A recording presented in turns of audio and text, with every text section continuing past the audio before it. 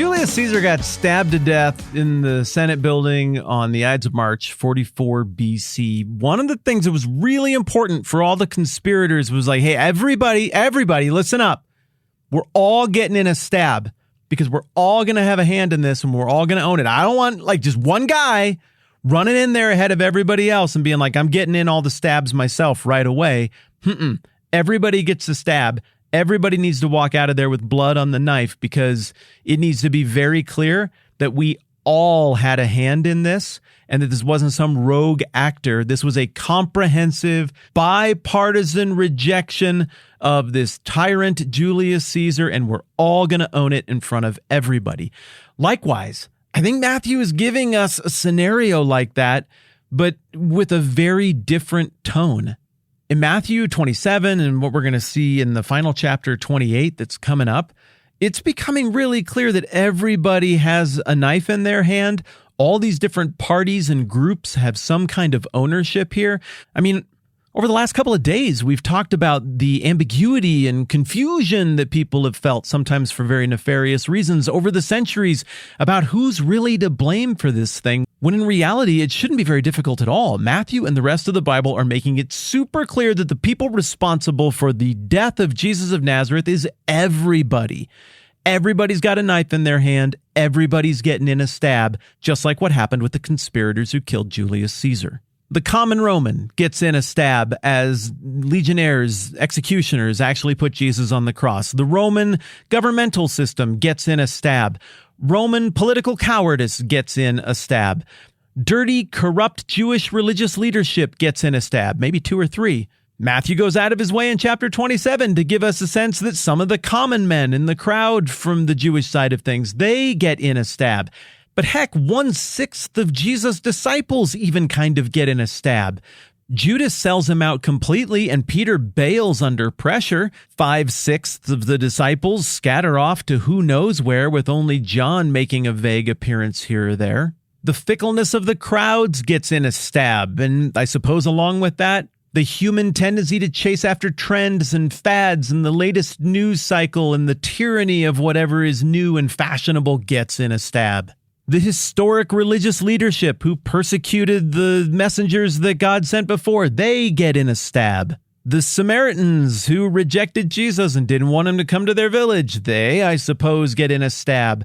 The people on the far side of the Sea of Galilee who didn't want anything to do with them were like, get out of here, weirding us out with all of your demon casting outing, they get in a metaphorical stab. The pseudo-Jewish kings who were really descended from rival kingdoms of Israel. So those old tribes that were a thorn in the side of the Jewish people back in the Old Testament, they get in a stab through their representatives in the Herod family. And then as we've discussed so much, all of humanity, past, present, and future, gets in a stab because of the disease and plague and willfulness and intentionality that is sin.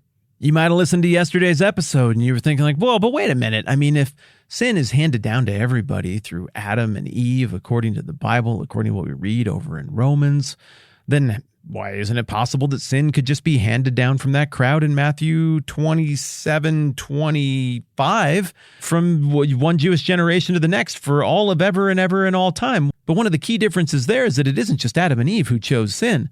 It's everybody, according to the Bible. Everybody just keeps picking it, and we don't need really any generational help on that. We do it ourselves. And I suppose if a Jewish person or anybody chose to reject Jesus, that would be their own choice. Maybe they are re-upping a generational trend, but that is then the decision of the descendant and not the person who declares it one time in a courtyard somewhere. Here's what I'm driving at. If we try to simplify this whole thing down to one root cause of why Jesus got killed, and that thing that we come up with is in some way political or ethnic or conspiratorial, limited to a few people who have been dead for 2 millennia at this point, I just don't think we're reading the story properly.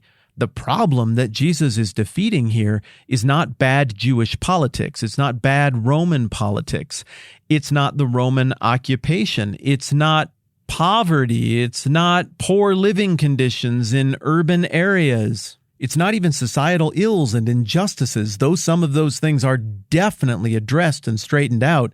by the effect of the reality of the kingdom. No, first and foremost, the text is clear. Jesus is here in alignment with the will of his Father to bring glory to his Father, and he's doing that by playing the pivotal role in God's redemptive plan. What's being defeated here is sin and death. A much bigger target and a much bigger problem, much bigger fish to fry than all of the things that from our world kingdom perspective we might obsess about as we read through the text. There's a spirit of the age, there's a mindset that is on display here as we read through Matthew that at first is grotesque and how foreign and awful it seems like things must have been back then.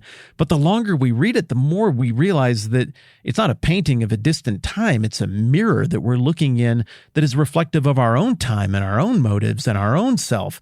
And as we get to the end of Matthew, what we realize is these problems have been going on for a long time.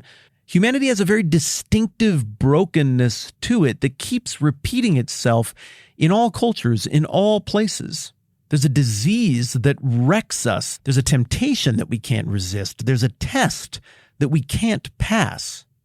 And the underlying spiritual issue behind all of it, according to the text here, is this resistance of the king, resistance of the kingdom, resistance to God, a desire to elevate oneself to that position or to elevate things that we make, organizations that we build, whatever it might be, to that place. But ultimately, those things are all corruptible, but the king and the kingdom are not corruptible. What Jesus is coming to defeat then is so much bigger than any of the human characters or their foibles or selfishness. Jesus is playing a completely different game than them with completely different stakes that they're not thinking about, that they can't comprehend. And it explains why Jesus is like, forgive them. They know not what they do. There's a pity here. Oh, Jerusalem, Jerusalem, how I wanted to gather you under my wings. They just don't get it. We just don't get it. And if he were here today, he'd be playing a different game than I'm playing, a different game than we're playing. So then part of the reason that this Matthew stuff, this whole story of Jesus is so compelling and why thousands of years after the fact here we've been talking about it so much is that one, there is this sense that literally everyone has a hand on the metaphorical knife and that literally everyone is getting in a stab. Literally everyone, according to the Bible, bears responsibility for Jesus going to the cross. But another part of the reason that it's so compelling is that Jesus is playing by such a totally different set of ground rules. What is valuable to him, what is a win for him, what would be a loss for him is so totally different than how we're wired and how we think. The otherness of it, the collective nature of our guilt, the fact that all of humanity is presented as having taken part in the evil, the wrong, the messed up stuff that sent Jesus to the cross, effectively builds unity across the ages for all of humanity, and that we share this problem and we share this responsibility. It should make it harder for us to remain proud.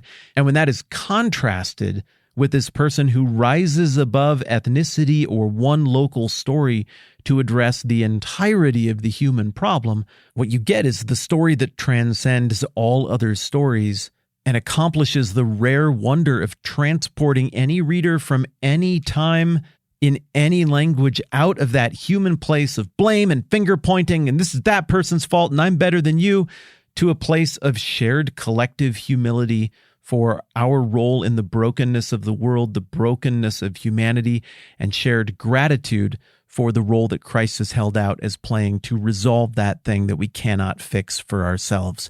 I really think those are the emotions. I really think that's the orientation that this unjust debacle of a series of events in Matthew 27 is supposed to take us to. I said it yesterday, but today I really mean it. Next time around, we're moving forward in the story. All right, I'm Matt. This is the 10-Minute Bible Hour podcast. Let's do this again soon.